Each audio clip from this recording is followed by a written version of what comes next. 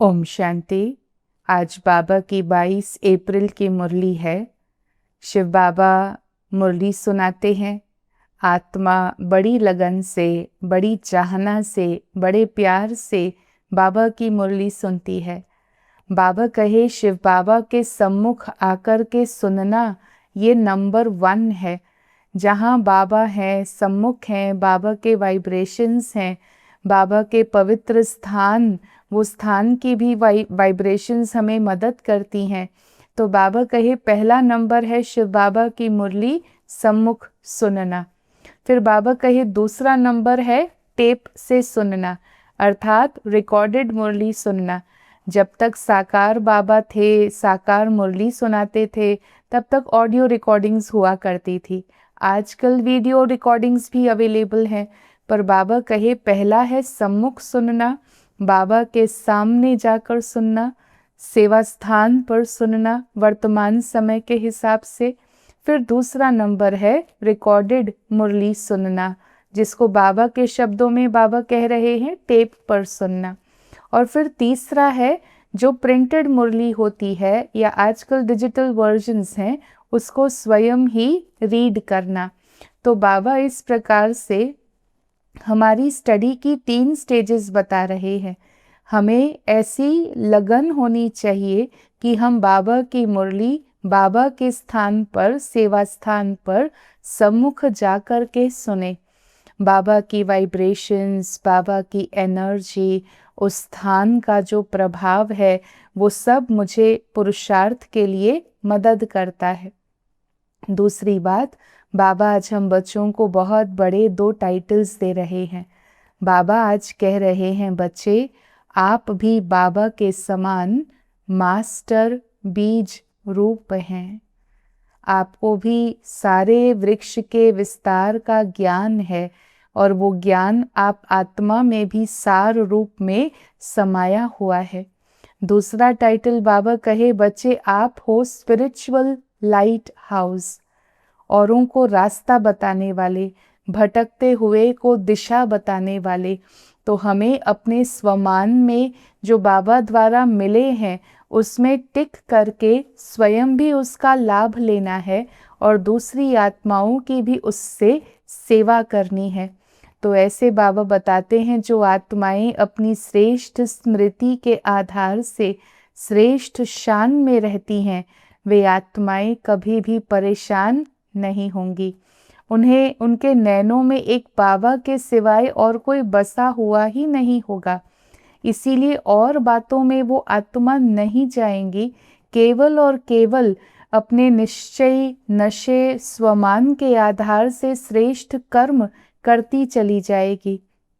इससे बाबा कहे उसका भाग्य हमेशा शानदार बनता रहेगा, क्योंकि वह आत्मा स्वयं श्रेष्ठ शान में है। तो कोई परेशानी नहीं, और ही सर्व आत्माओं के द्वारा उस आत्मा को भी सम्मान प्राप्त होता रहेगा। साथ साथ बाबा आज सिखा रहे हैं बच्चे, देही अभिमानी बनना, अर्थात इस दुनिया में जीते हुए जैसे कि इस दुनिया से अलग हो जाना या मर जाना।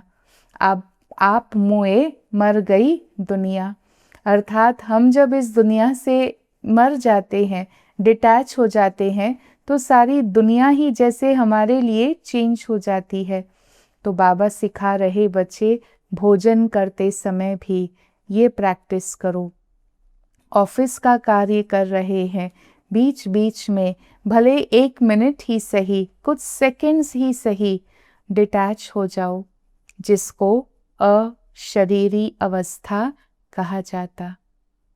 देह से मैं न्यारी, आत्मा, देह भी नहीं तो देह का सारा विस्तार भी नहीं, कोई संबंध नहीं। वैसे संबंधों की भी बहुत बड़ी जाल है, बाबा उसको मकड़ी की जाल से तुलना करते हैं, पर बाबा कहे अशरीरी, डिटैच, मैं आत्मा, मेरा एक परम आत्मा, जैसे जैसे हम इस अवस्था में टिकते हैं वैसे वैसे बाबा कहे आत्मा की ऊर्जा, आत्मा की प्योरिटी बढ़ती जाती है। हम सतो प्रधानता तक पहुँचते हैं। फिर और कोई छोटी बड़ी बातें हम पर अपना प्रभाव डाल नहीं सकती हैं। ऐसे हमें हमारी स्टेज बनानी है। बाबा कहे बच्चे लगन होनी चाहिए कि बाबा जो मेरे प्रति फरमान दे रहे हैं, बाबा जो मुझे श्रीमत दे रहे हैं, उस श्रीमत का मुझे पूरी दिल से पालन करना है। बाबा तो कहे शौक होना चाहिए बाबा की बातों को अमल में लाने का। अब इसमें भी अगर स्वयं की अवस्था सोल कॉन्शियस नहीं रही, सामने ब्रह्मा बाबा का शरीर दिखाई देता। यहाँ तक बाबा कह रहे हैं कि बच्चे अगर ब्रह्मा बाबा ने भी कोई राय दी, आप सदैव ये समझो कि शिव बाबा मेरे लिए कह रहे हैं और जो बाबा ने कहा मैंने वो किया। ड्रामा कल्याणकारी है। यहाँ तक बाबा गारंटी दे रहे हैं कि अकल्याण भी कल्याण में बदल जाएगा, पर मेरी प्रीत की रीत, मेरी बुद्धि की डोर केवल और केवल एक शिव बाबा की ओर लगी रहे। बाबा तो कहे कैसे द्वापर युग और कलयुग में बुद्धि थक भी गई, भटकते भटकते ऊर्जा खत्म हो गई। अब ऐसा समय आया मानो बुद्धि में कोई चमत्कार हुआ हो। वैसे कोई जादू की बात नहीं है, लेकिन एक बहुत बड़ा परिवर्तन, जहाँ आत्मा को याद आ जाता, स्मृति कि मैं ही देव समान, देवी समान थी।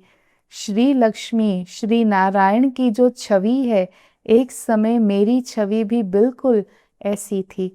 तो ये स्मृति आने से इतनी समर्थी आ जाती है मानो कि बुद्धि में कोई चमत्कार ही हो गया हो। तो ऐसे ज्ञान से, योग से, अशरीरी बनने के अभ्यास से हमें अपने आप को प्योर बनाना है।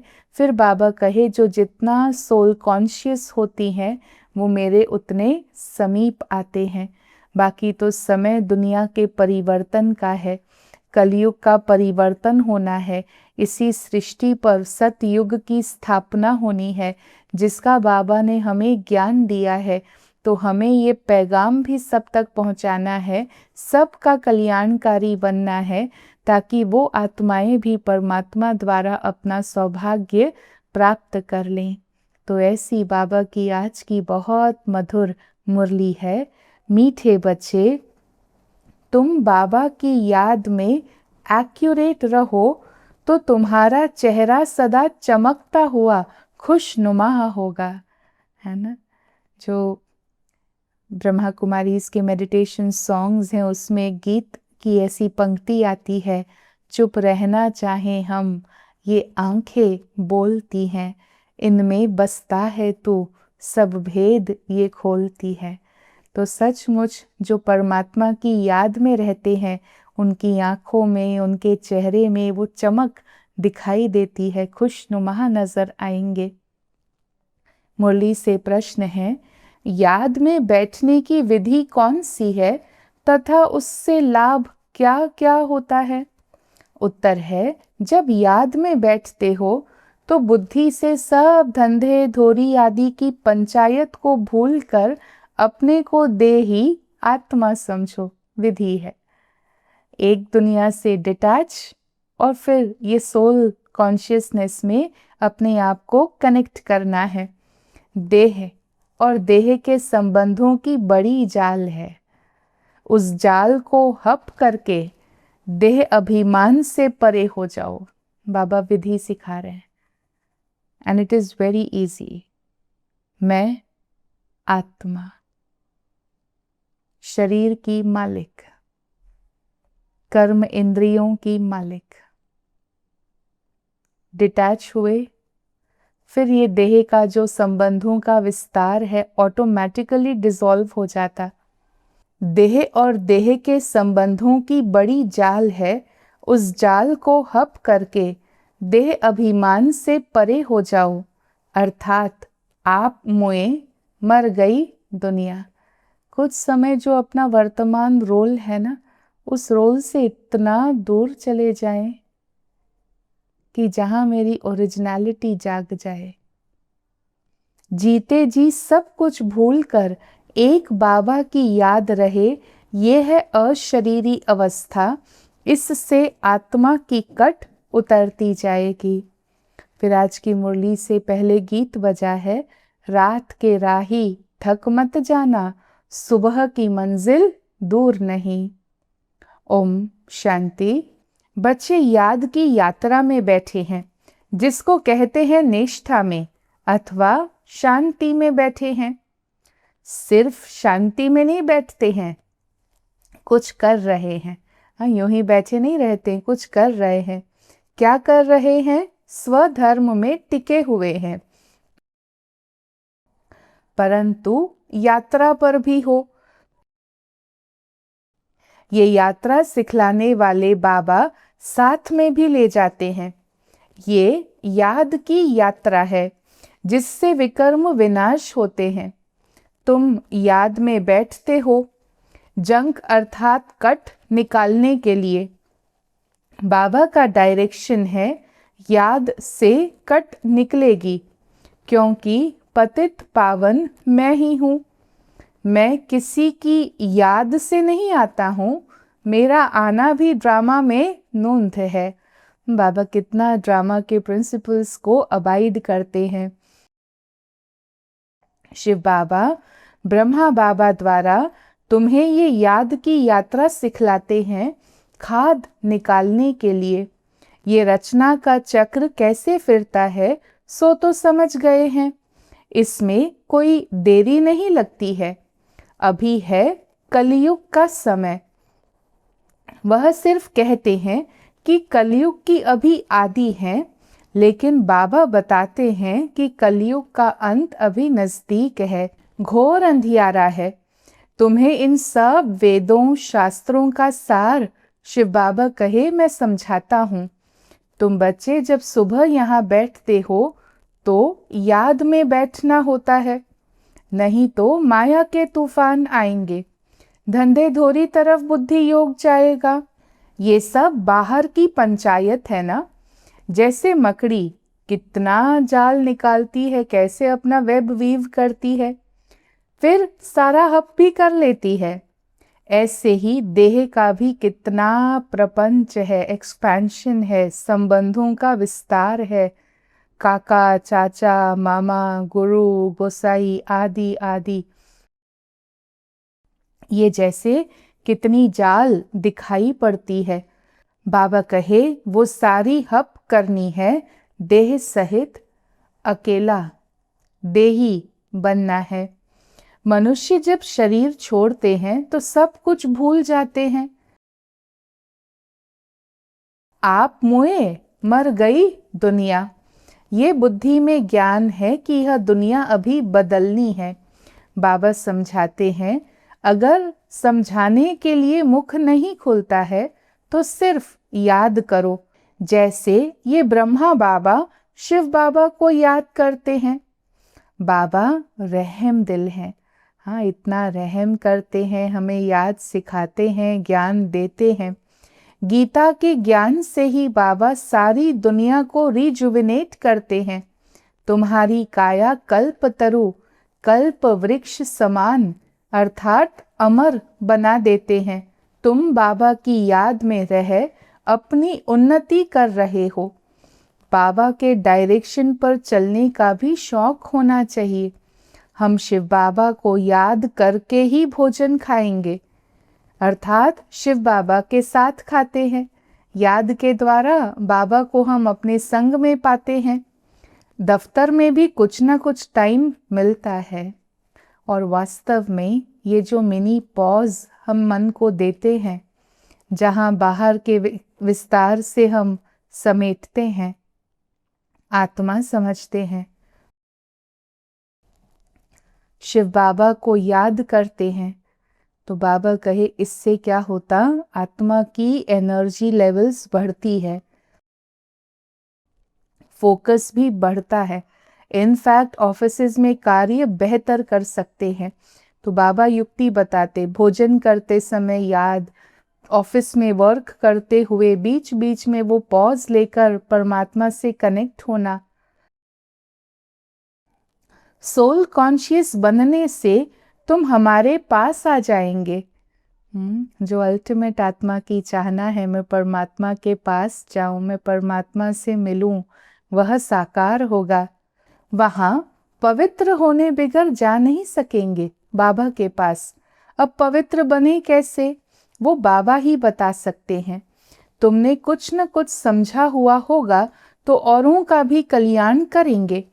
तुम्हें किसी का कल्याण करने, बाबा का परिचय देने का पुरुषार्थ जरूर करना है। तो बाबा तुम बच्चों को अपने समान कल्याणकारी बनाते हैं। माया ने सभी को बेसमझ बना दिया और बाबा अभी हमें समझदार बनाते हैं। अभी तो जैसे बुद्धि में चमत्कार आया है, इतनी समझ ज्ञान से मिली, जो बाबा कहे बुद्धि में प्रकाश, रोशनी, प्रकाश आ गया है, चमत्कार आ गया है। इस समय तुम फील करते हो हम पावन देवी देवता थे, फिर माया रावण ने पतित बनाया। बाबा आकर पढ़ाते हैं फिर से हमें देवता बनाने के लिए। तो बाबा को लिबरेटर, गाइड कहते हैं। देखो ये ड्रामा कैसा बना हुआ है। किसी को स्वप्न में भी नहीं था कि हम लक्ष्मी नारायण जैसा बन सकते हैं। बाबा कितना स्मृति में ले आते हैं। अब बाबा से वर्षा लेना है तो श्रीमत पर चलना है, याद की यात्रा की प्रैक्टिस करनी है। तुम रूहानी पंडों की प्रीत बुद्धि है, परम प्रिय परम पिता परमात्मा के साथ। प्यार है तो किससे है? गर्व है कि हमें भगवान से प्यार है। बाबा बहुत अच्छी अच्छी श्रीमत देते हैं, फिर भी कई बार माया की ग्रहचारी ऐसी बैठ जाती है जो बच्चे फिर श्रीमत पर चलते नहीं। तुम जानते हो श्रीमत पर चलने में ही विजयी है, निश्चय में ही विजयी है। बाबा कहते तुम मेरी मत पर चलो। क्यों समझते हो कि ब्रह्मा बाबा मत देते हैं? हमेशा समझो शिव बाबा राय देते हैं और वह भी सर्विस के लिए ही मत देंगे। तो बाबा ही लिबरेटर हैं, गाइड हैं, जो सबको वापस ले जाते हैं। ये भी जानते हैं कि सब बच्चे एक रस याद में नहीं बैठते हैं। किसी का एक्यूरेट होता, किसी का आधा घंटा, किसी का 15 मिनट, और कोई तो 1 मिनट भी याद में नहीं रहते। इतनी वैरायटी बच्चे हैं बाबा के पास। कोई कहे हम सारा समय बाबा की याद में रहते हैं, तो जरूर उनका चेहरा खुशनुमा चमकता हुआ रहेगा। अति इंद्रिय सुख ऐसे बच्चों को रहता है, तो योग हमारे चेहरे से प्रत्यक्ष हो जाता है।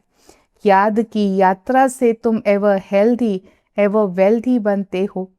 अभी तुम मास्टर बीज रूप बनते हो। याद के साथ स्वदर्शन चक्र को भी फिराना है। तुम भारतवासी लाइट हाउस हो, स्पिरिचुअल लाइट हाउस। सबको रास्ता बताते हो घर का, मुक्ति जीवन मुक्ति का। तो सबसे जास्ती मजा सम्मुख का है। बाबा से मुरली सुनना सम्मुख। फिर सेकंड नंबर है टेप अर्थात रिकॉर्डेड, और फिर थर्ड नंबर है मुरली पढ़ना। शिव बाबा ब्रह्मा बाबा द्वारा सब कुछ समझाते हैं। ब्रह्मा बाबा भी जानते तो है ना, फिर भी तुम यही समझो कि शिव बाबा कहते हैं। जो मत मिली ये शिव बाबा की मत है। ये न समझने कारण बहुत अवज्ञा करते हैं। शिव बाबा जो कहते हैं वही कल्याणकारी है। भले अकल्याण हो जाए तो वो भी कल्याण के रूप में बदल जाएगा। इतना निश्चय में बाबा हमें मजबूत करते हैं। अच्छा, मीठे मीठे सिकी लधे बच्चों प्रति माता पिता बाप दादा का याद, प्यार और गुड मॉर्निंग। रूहानी बाबा की रूहानी बच्चों को नमस्ते। हम रूहानी बच्चों की रूहानी बाबा को नमस्ते। वरदान है आज की मुरली का, ईश्वरीय शान में स्थित रहे, हर कर्म शानदार बनाने वाले, सर्व परेशानियों से मुक्त भव।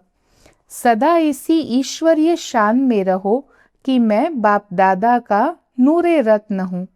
हमारे नैनों में व नजरों में कोई भी चीज समा नहीं सकती।